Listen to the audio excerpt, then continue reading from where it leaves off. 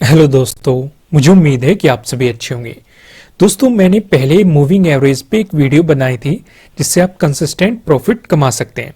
तो वीडियो आपको काफ़ी अच्छी लगी, तो इसलिए मैं आज एक और वीडियो बनाने वाला हूं जहां पे मैं आपको समझाऊंगा कि जब मूविंग एवरेज का क्रॉस ओवर होता है तब हमें कब बाइंग करनी चाहिए, कब सेलिंग करनी चाहिए, वो सारी चीज़ें हम यहाँ पे डिस्कस करेंगे। उससे पहले मैं आपको बता देता हूँ, हम निफ्टी 50 में देखेंगे क्योंकि अधिकतर लोग इंट्राडे इसी में करते हैं। अगर आप इसमें मतलब फ्यूचर में भी ऑप्शन, अगर फ्यूचर या ऑप्शन किसी में भी आप बाइंग या सेलिंग करते हैं तो भी आपकी स्ट्रेटजी काम करेगी। ये हर तरह के स्टॉक में भी काम करेगी। आप चाहे इंट्राडे कर रहे हो या पोजिशनल ट्रेडिंग कर रहे हो या स्विंग ट्रेडिंग कर रहे हो, बस डिफरेंस क्या होता है, टाइम फ्रेम चेंज हो जाता है। आपको अगर आप इंट्राडे कर रहे हो तो आपको 5 टू मतलब 30 मिनट तक देखना चाहिए टाइम फ्रेम, और अगर आप पोजिशनल ट्रेडिंग ले रहे हो तो फिर आप 1 आवर टू 1 डे का देख सकते हैं। वो मैं आपको करके दिखाऊंगा। तो पहली चीज तो हम निफ्टी 50 में सीखेंगे, दूसरी निफ्टी बैंक में सीखेंगे, तीसरी एचडीएफसी बैंक भी लगभग सभी का फेवरेट होता है। तो मैं यहाँ पे भी बहुत सारे लोग ऑप्शन और फ्यूचर में बाइंग भी करते हैं या सिंपल स्टॉक भी बाइंग करते हैं। तो मैं आपको यहाँ पे भी समझाऊंगा इस स्टॉक में, और हम बाटा इंडिया पे भी समझेंगे और हम रिलायंस पे भी समझेंगे। जरूरी नहीं कि आप सिर्फ इन्हीं स्टॉक में लगा सकते हो, आप हर तरह के किसी भी स्टॉक में, चाहे स्टेट बैंक ऑफ इंडिया हो या और कोई भी हो, एनटीपीसी हो या फिर कोई अदर ब्रिटानिया हो, तो आप हर तरह के उसमें लगा सकते हो। ये जस्ट एक एग्जांपल है जिससे कि आप अच्छे तरीके से समझ पाए। तो यहाँ पे देखो, निफ्टी 50 से शुरुआत करते हैं हम। निफ्टी 50 का चार्ट ओपन है, यहाँ पे मैंने टाइम फ्रेम रखा है 15 मिनट। आपको मैं पहले 15 मिनट पे दिखाऊंगा, आपको इंट्राडे के लिए दिखाऊंगा, टाइम फ्रेम भी हम चेंज करेंगे। सबसे पहले मैं इंडिकेटर लगा लेता हूं। यहाँ पे आपको 2 इंडिकेटर की जरूरत पड़ेगी मूविंग एवरेज के। Moving average, exponential moving average आपको सिलेक्ट करना है। अगर आप नहीं जानते कि मूविंग एवरेज होता क्या है तो नीचे डिस्क्रिप्शन में वीडियो मिल जाएगी आपको, मैंने डिटेल में बनाई हुई है, वहां पे जाकर आपको पता लग जाएगा। पहला हमें क्या लेना है, 50 डे मूविंग एवरेज। दूसरा हमें क्या लेना है, 200 डे मूविंग एवरेज। इसका कलर चेंज कर लेते हैं। तो हमारे पास 2 मूविंग एवरेज हो गए। जो ब्लैक में है ये क्या है, 200 डे मूविंग एवरेज, और जो ब्लू में है ये कौन सा है, 50 डे मूविंग एवरेज। अब मैंने मूविंग एवरेज के बारे में आपको 2 चीजें बताई थी, मैं फिर से रिपीट कर देता हूं। पहली चीज, मूविंग एवरेज हमें ट्रेंड के बारे में बताता है कि ट्रेंड अपवर्ड है कि डाउनवर्ड है। दूसरा, हमें ये बताता है कि अब स्टॉक कहां पे सपोर्ट लेगा। जैसे 50 डे के आसपास आपको सपोर्ट लेता हुआ दिखाई दे रहा है। यहाँ पे देखो 50 डे मूविंग एवरेज के पास, यहाँ पे भी 50 डे एक्सपोनेंशियल मूविंग एवरेज के पास ये सपोर्ट लेता हुआ दिखाई दे रहा है। सपोर्ट और रेजिस्टेंस के बारे में बताता है। ये चीज आपकी समझ में आ गई। आज हम वो सारी चीजें नहीं देखेंगे कि कहाँ सपोर्ट हो रहा है, कहाँ रेजिस्टेंस हो रहा है। हम सीधा स्ट्रेटेजी पे आएंगे, हम सीधा समझेंगे क्रॉसओवर, कि जब भी मूविंग एवरेज का क्रॉसओवर होता है उस सिचुएशन में क्या होता है। तो सबसे पहले हम चलते हैं 5 मिनट टाइम फ्रेम पे। हम पहले समझते हैं इंट्राडे के लिए, क्योंकि बहुत सारे लोग इंट्राडे करते हैं। यहां पे देखो ये 200 डे के आसपास भी सपोर्ट ले रहा है। ये सब चीजें मैंने आपको पहली वीडियो में समझा रखी है कि 200 डे के आसपास सपोर्ट लेगा, रेजिस्टेंस लेगा, या फिर क्या होता है प्राइस एक्शन भी उसमें मैंने आपको थोड़ा बहुत समझाया है। अगर आपने वो वीडियो नहीं देखी तो मैं उसे एंड में डाल दूंगा, या फिर आपको मेरे चैनल पे मिल जाएगी या नीचे डिस्क्रिप्शन में मिल जाएगी, वहां पे जाके उस वीडियो को देखिए। उससे आपको इन चीजों के बारे में अच्छे तरीके से समझ में आएगा। अभी हम सीधा चलते हैं क्रॉसओवर। क्रॉसओवर यहां पे देखो, आपको क्या देखना है कि जब भी 50 day moving average 200 day moving average को क्रॉस करके ऊपर जाता है तो हमें बाइंग अपॉर्चुनिटी देखनी है। ऊपर के लिए हमें क्या करनी है, बाइंग करनी है। और जब भी 50 day moving average 200 day moving average को नीचे की तरफ क्रॉस करता है तो यहां से हमें सेलिंग करनी है। ये चीज आपकी समझ में आ गई। स्टॉक भी नीचे क्लोज होना चाहिए। ये जब भी ये करें, देखो ये हम पीछे भी देखेंगे लाइव मार्केट में, और आप भी अपना एनालिसिस करना। मैं आपको यहाँ पे सारी चीजें लाइव ही समझाऊंगा। यहाँ पे देखो, इसने ब्लू लाइन कौन सी थी हमारी, 50 डे मूविंग एवरेज, और ये ब्लैक लाइन कौन सी थी, 200 डे एक्सपोनेंशियल मूविंग एवरेज। जो 50 डे एक्सपोनेंशियल मूविंग एवरेज है, इसने इसे 200 डे मूविंग एवरेज को नीचे की तरफ कट कर दिया। तो इसका मतलब यहां से सेलिंग आएगी। ये देखो सेलिंग आई, हमारे सामने लाइव प्रूफ है। यहां पे इसने इसे ऊपर की तरफ कट कर दिया और जो कैंडल बन रही है वो भी इससे ऊपर बन रही है। तो देखो ऊपर की तरफ कितना बड़ा मूव आया। ये चीज आप समझ गए।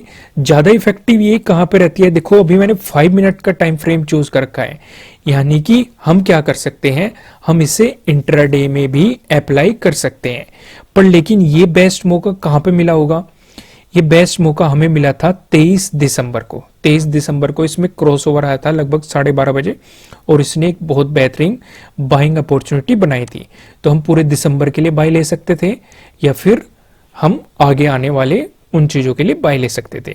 यहां पे देखो, यहां पे क्रॉसओवर ये कब बना, ये 21 दिसंबर को बना।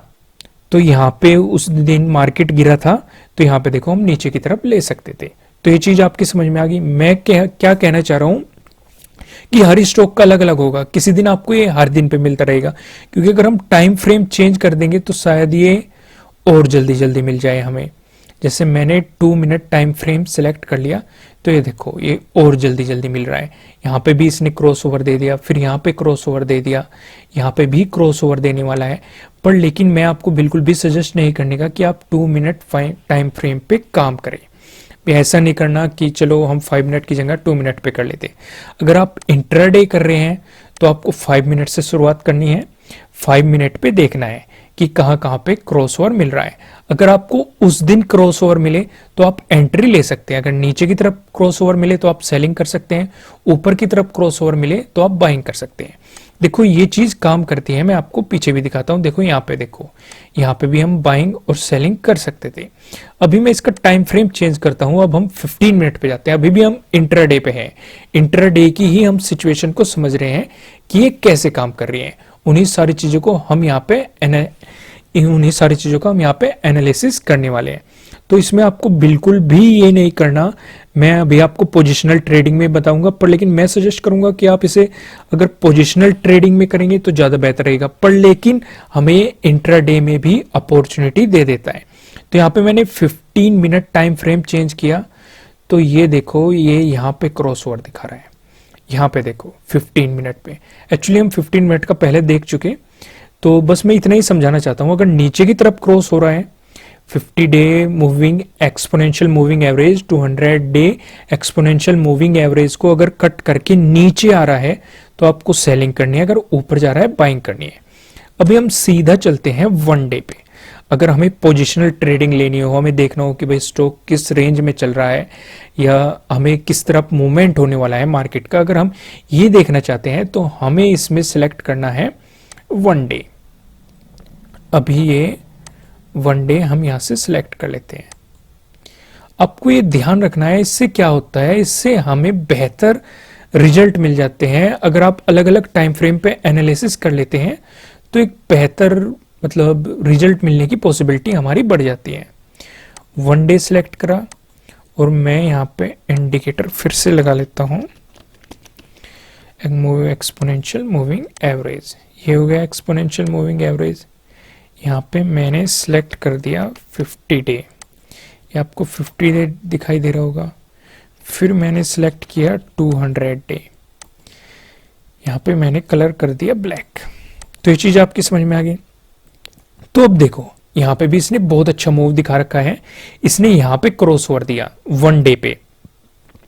1 डे पे इसने 7 अगस्त को क्रॉस ओवर दिया था, अगस्त के टाइम पे। तो ये देखो तब से मार्केट ऊपर की तरफ ही चल रहा है। अगर डाउन देखे तो डाउन इसने कब दिया था, डाउन दिया था इसने मार्च में जब लॉकडाउन हुआ था। तो यहाँ पे मार्केट नीचे की तरफ चल रहा है।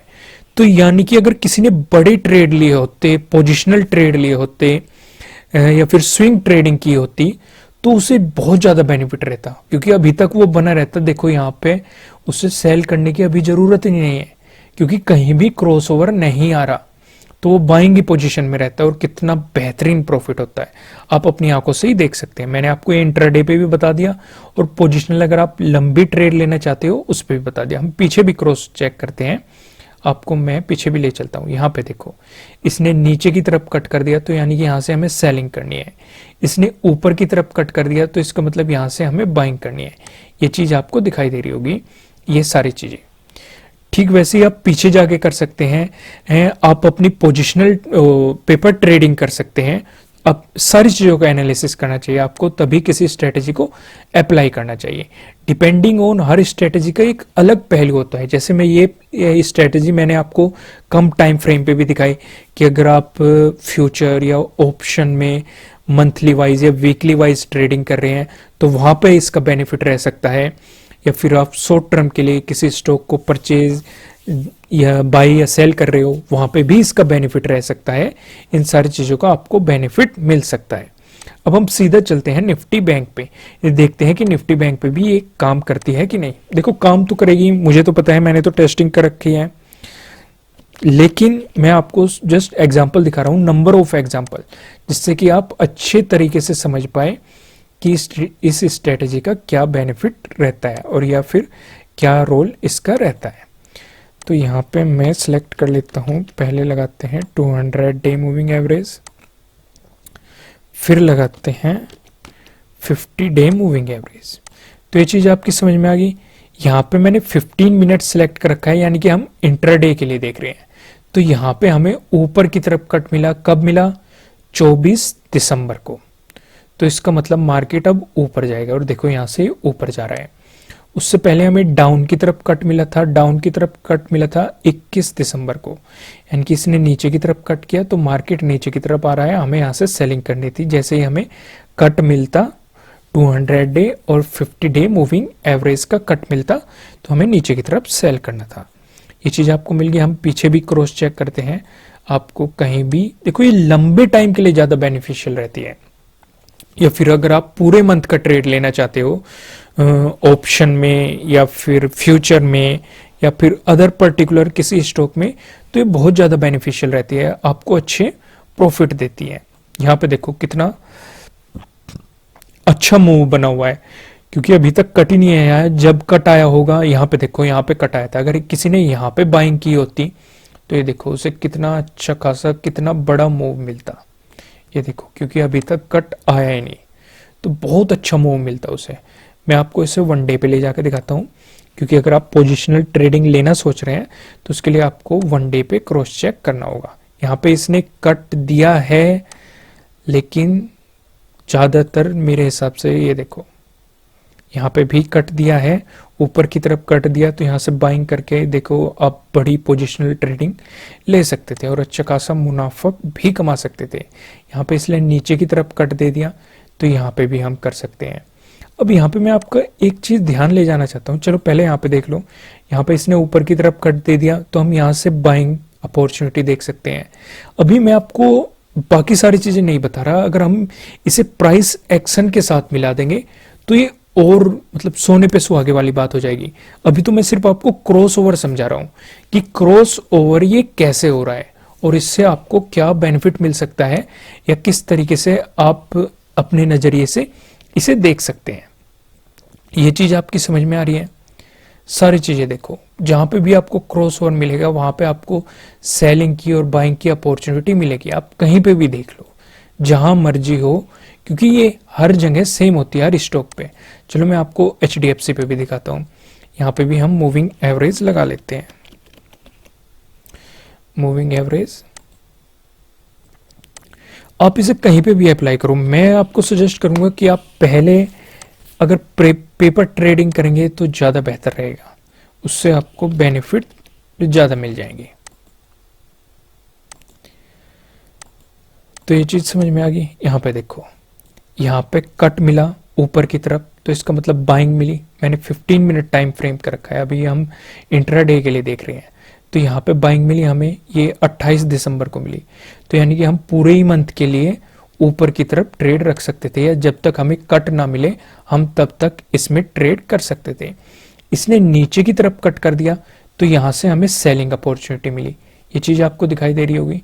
तो यहाँ से हम सेल कर सकते थे और अच्छा खासा प्रॉफिट ले सकते थे। यहाँ पे इसने फिर ऊपर की तरफ कट दिया, तो यहाँ से हम बाइंग कर सकते थे और देखो कितने ऊपर तक गया।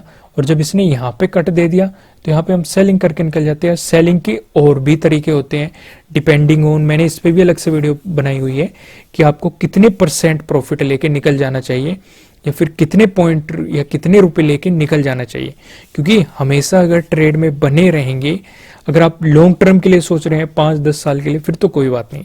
अगर आप शॉर्ट टर्म के लिए सोच रहे हैं तो आपको नुकसान उठाना पड़ सकता है। क्योंकि अगर आपने यहाँ पे बाइंग की तो स्टॉक ऊपर गया, लेकिन ये यहाँ पे कहाँ गिर गया, नीचे गिर गया, तो आपको लॉस उठाना पड़ सकता है।